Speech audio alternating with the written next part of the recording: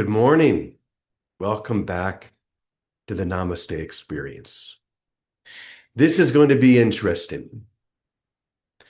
I know that when I say that, uh, you all start wondering how interesting, because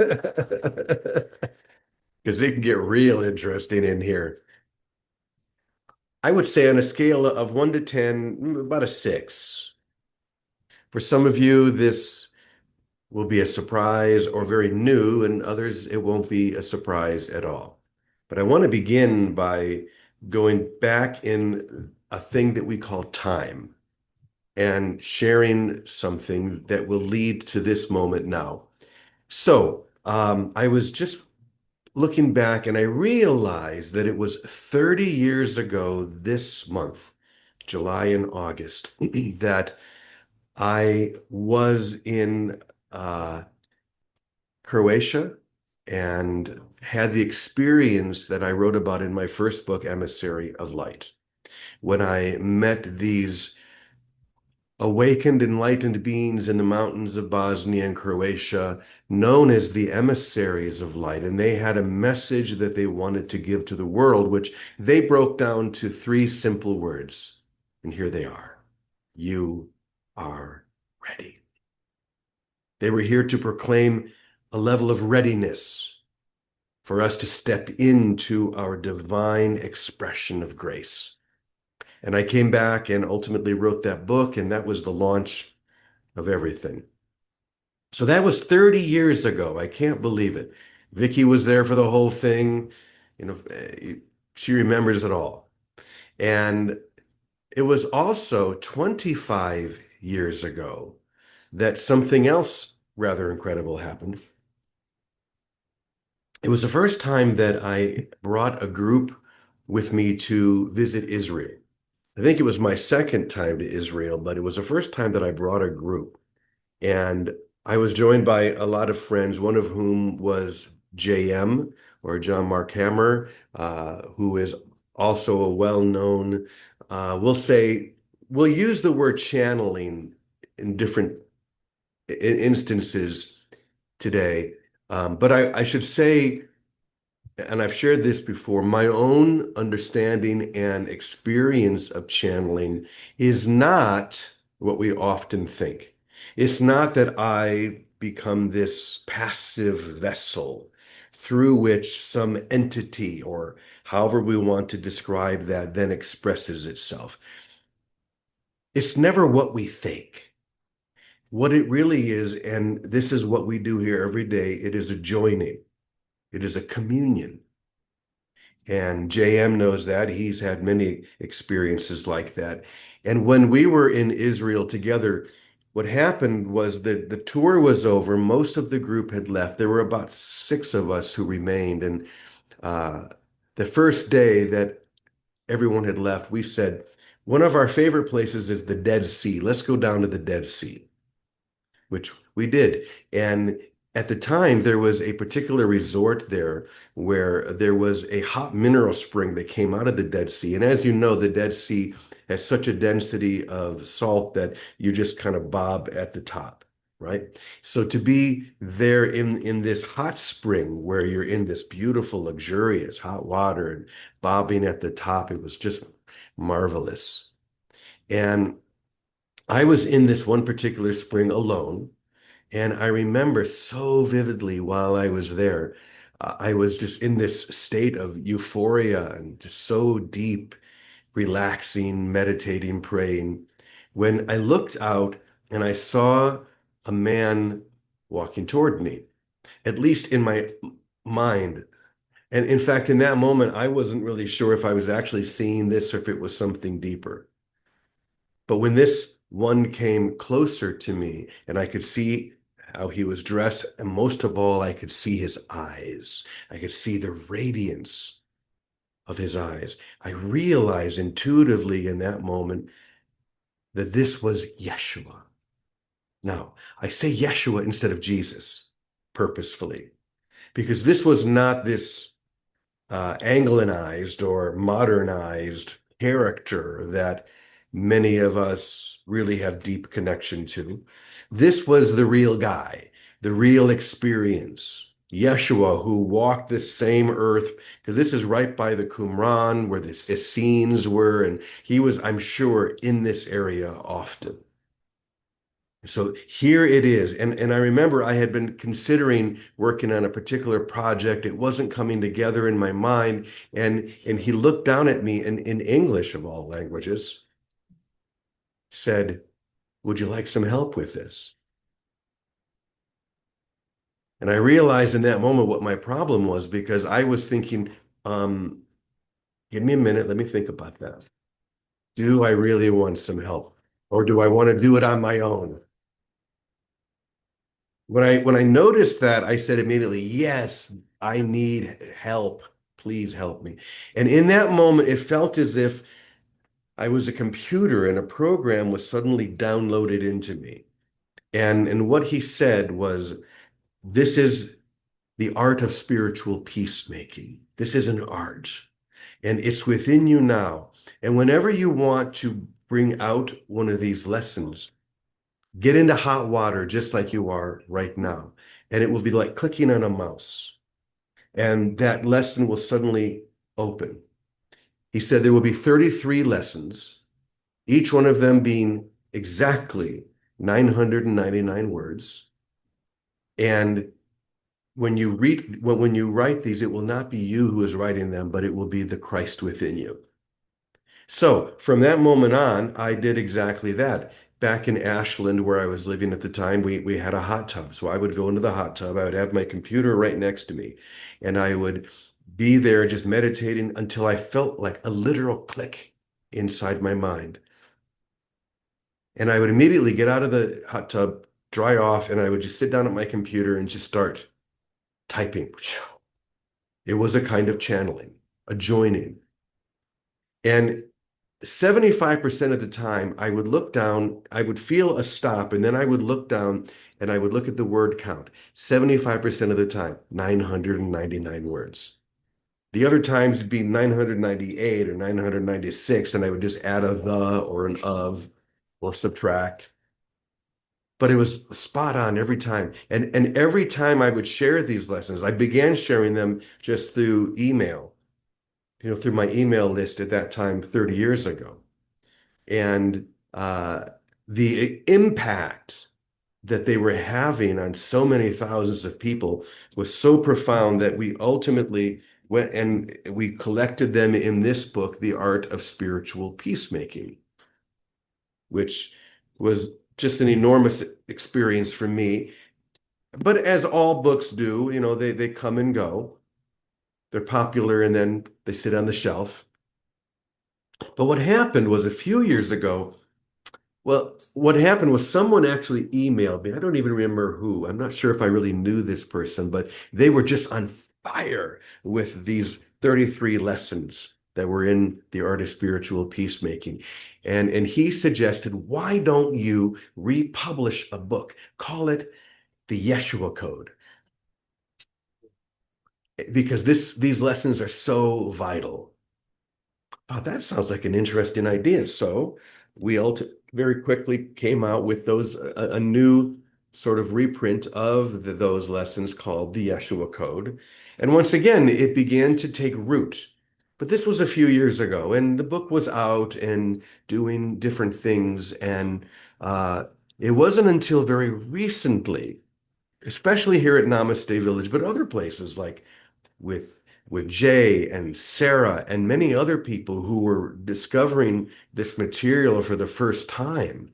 And they were feeling the heat of that fire, the same fire that I had been feeling back originally when I was floating there in the Dead Sea or in the hot tub and then feel that click and jump out and type out all of those lessons.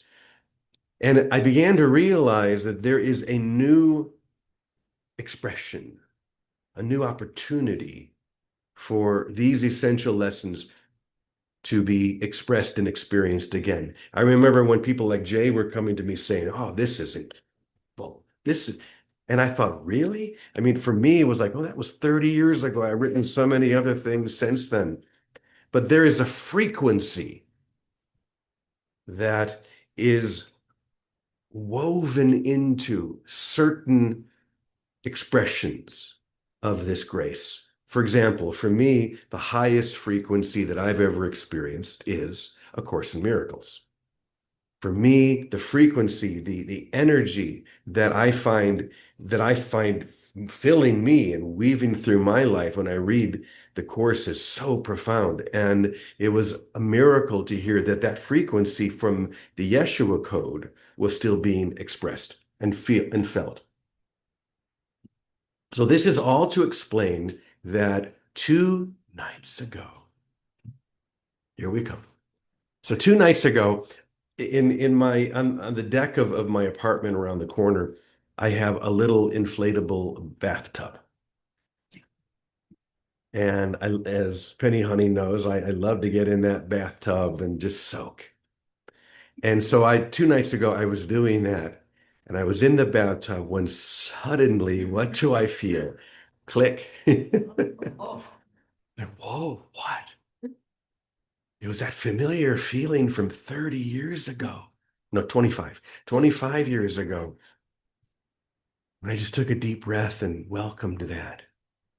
And in welcoming, I could feel the expansion of that message from Yeshua, that joining once again. And I could see it all just sort of in my mind. So immediately, just as I had done 25 years ago, I got out and began typing. So I want to share that with you. So this is the lesson. I don't know where this is going. I never do. But I wanted to share this expression that came through 2 nights ago, a continuation, really, of what was shared 25 years ago. So let me go ahead and put this up on the screen, and I will read this to you now. So this is what I wrote. I would share with you now a deeper expression of the channeling I delivered 25 years ago in what was called the Yeshua Code. You do not require this message, but you very much need it. Why? Because the simplicity of my message has escaped you until now.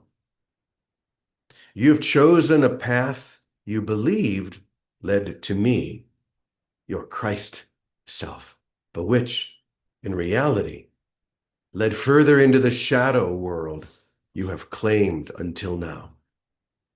I share this message with you now, what appeared to be 25 years later, so that you may understand what appears to be the 4 stages of your awakening, which are really 3 stages, which are really no stage at all. There are no actual stages in your recognition of who you are and where you have always been. Once again, there are no actual stages in your recognition of who you are and where you have always been. But the dream reality you have created, in the dream reality you have created, these stages seem important, and therefore they are, only insofar as your awakening to reality is concerned. The instant you open your spiritual eyes and see that which truly can be seen, you will recognize that which forever recognizes you, the sacred self beyond what you created in your imagination to hide from that which is forever known by me. I love that. You will recognize that which forever recognizes you. You have never gone unrecognized. Isn't that beautiful? You are forever recognized by love. And that's all you need to know, because when you realize that you are forever recognized by love, you become the source of that same love to everyone. Okay. In my original transmission, I presented three stages called the three enlightenments in your awakening to reality. And here they are. I'll come back to them in a moment. The illumined mind, the awakened heart, and the realized soul. I will now add another, one that comes before these three, which is not a real step at all, but one that is necessary before the three enlightenments can be recognized and received. We will call this step the surrendered self. The surrendered self. It is only through this initial stage, which is the release of your need to assign an identity, any identity, to your Creator, that you begin the final journey into the stages we call the three enlightenment. Once again, the release of your need to assign an identity to your Creator. You see, we've often been told that we were made in the image and the likeness of God, right? But as long as you assign an identity to your experience of that, I say that with a capital T, what you're really doing is making God in your image rather than the other way around. You're making God in your likeness and image, which is the limited self, the evaporating self, not the other way around. And so what he's saying is that the first step in this awakening is to let go of that, to let go of any idea that you've ever had of what you think of as, we'll use the word God. You can use many words. For now, we'll use the word God. To release God from your mind. That's what he's saying here. So once again, it is only through this initial stage, which is the release of your need to assign an identity, any identity to your Creator, that you will begin to the final journey into the stages we call the three enlightenments. So the illumined mind, the awakened heart, the realized soul, your experience of them begin only when you create the space by letting God go, letting go of God, and letting love be love. Okay. The surrendered self is the call for you to surrender your attachment to the existence of a God outside your own reality. In truth, it's the call for you to accept that there is no God outside the mind of God created as one. That's an interesting sentence.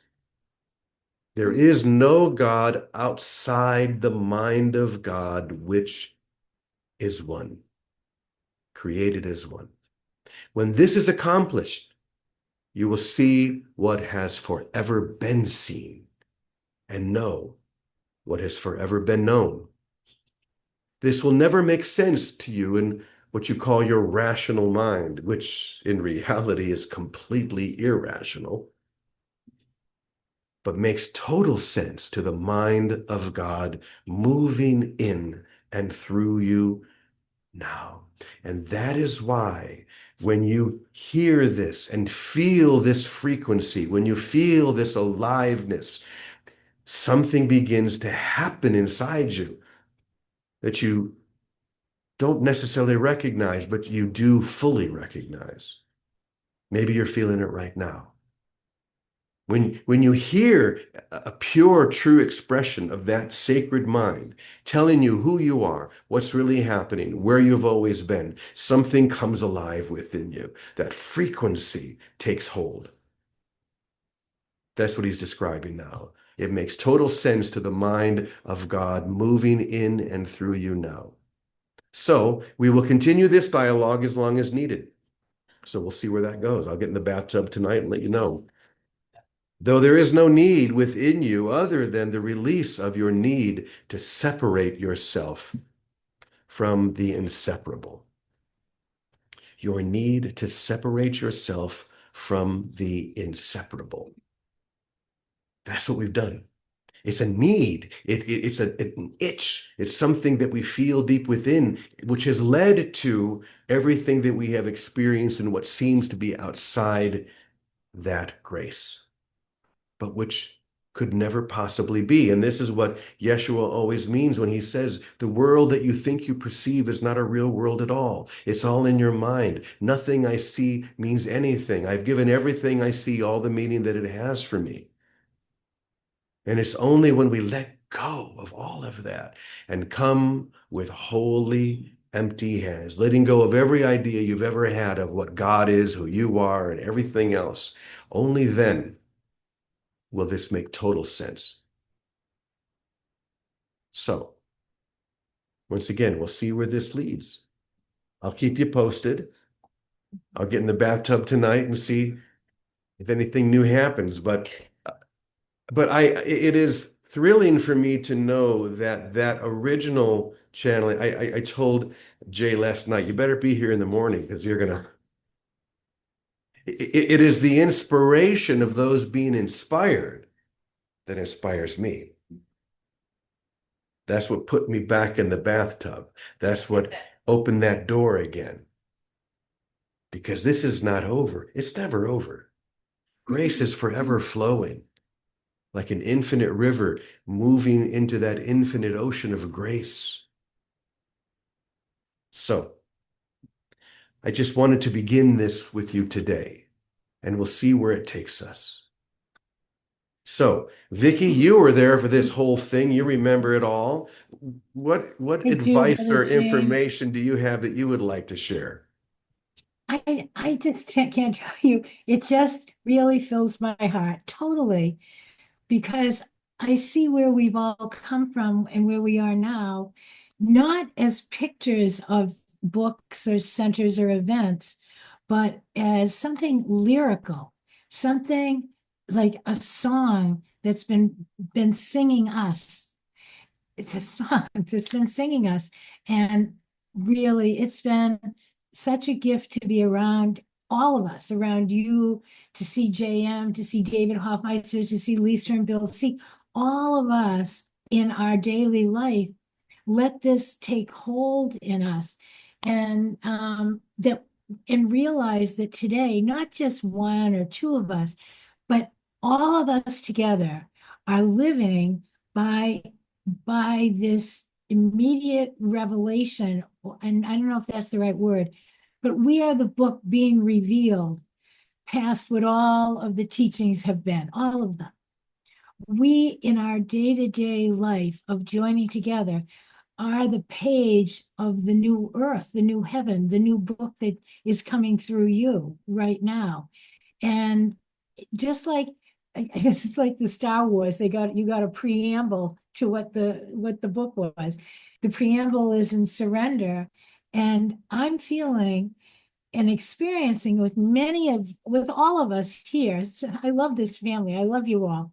That the last after the three enlightenments is another surrender, but it's a surrender with abandon, not just the ideas of what a God is or isn't, what we are or aren't, but like throw it all up in the air. And we are doing that every day, all of us. We're doing that every day, and it's showing. Look at Linda Flock. All of us know a family in this room, been in the hospital in the ICU for 2.5 months, and got up and walked yesterday.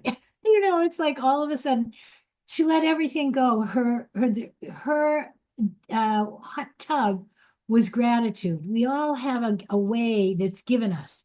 Through gratitude, she is in delight. If you talk to her, she's lilting with joy, and she has still many things going on.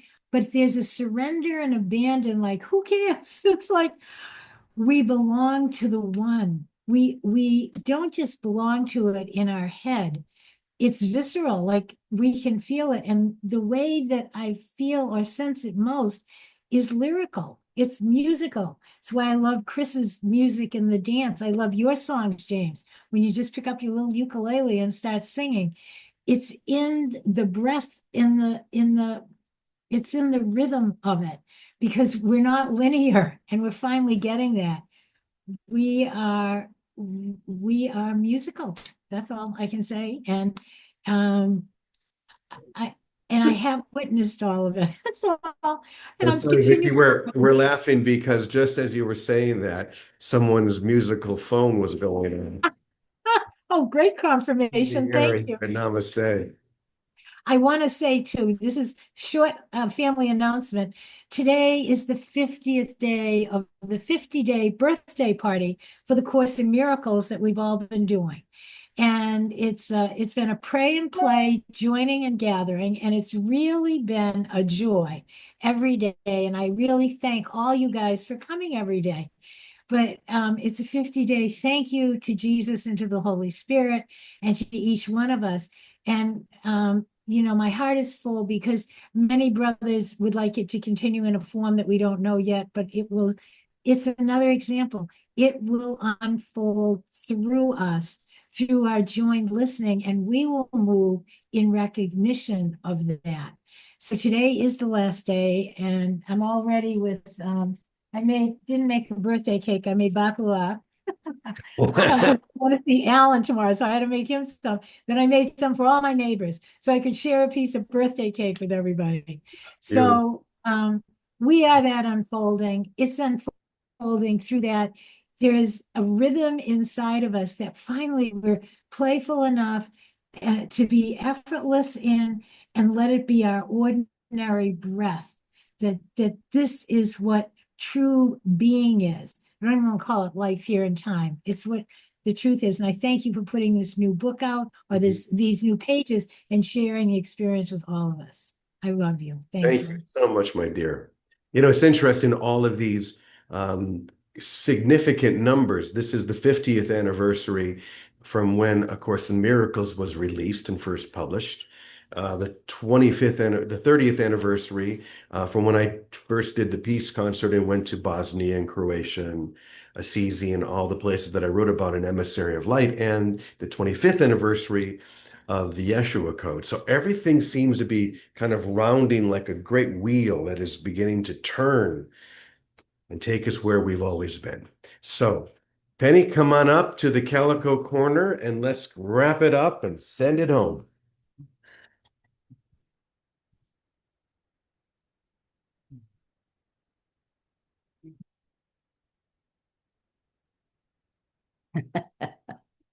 So, are you ready? Yes. So, this is my question for you today. What's your tub? Where do you want to get to today? Where do you need to put yourself today to allow that same channeling to move through you? I love the example of our teachers like James Twyman, like my grandma Maine, and that's ranking you pretty high there, James. They have found that place that opens their hearts, that releases the constructs that we build every day with our rituals, with our practices, and I'm not disking any of that. But to look where your tub is, to see where you can bring yourself to being conscious that you are ready, that you are that channel. This is how we bring it into the world. I am grateful for the examples, and I also see it in you.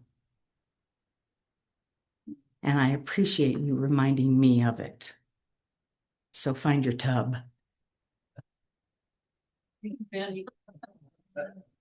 Love it.